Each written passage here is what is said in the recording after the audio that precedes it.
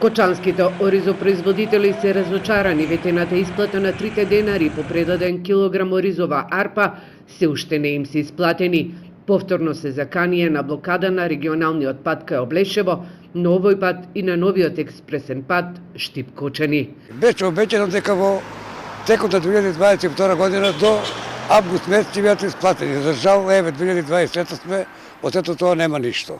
Јас како иницијативен одбор имаме до премиерот, до министерот испратено да не примат и да видиме до кога ќе ги исплатат. Некоја најава имаше дека до 1 февруари ќе биде сето тоа исплатено. За жал, или ќе не повикат да разговараме.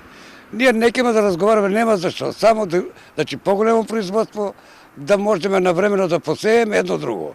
Оризопроизводителите за 20 на дена ќе почнат со подготовките на нивите за сеидба.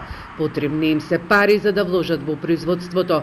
Сметаат дека годинава поради ниската откупна цена оризот ќе биде посејан на околу 3000 хектари или 1/3 помалку од површините.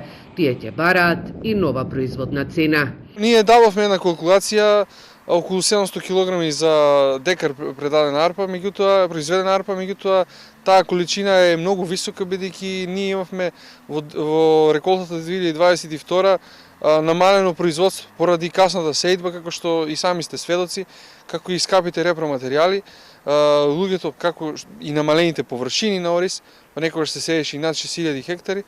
Оваа година сметам дека ќе бидат и помалку од 3000. Секако дека тоа придонесе до негативен резултат кај производството на ориз.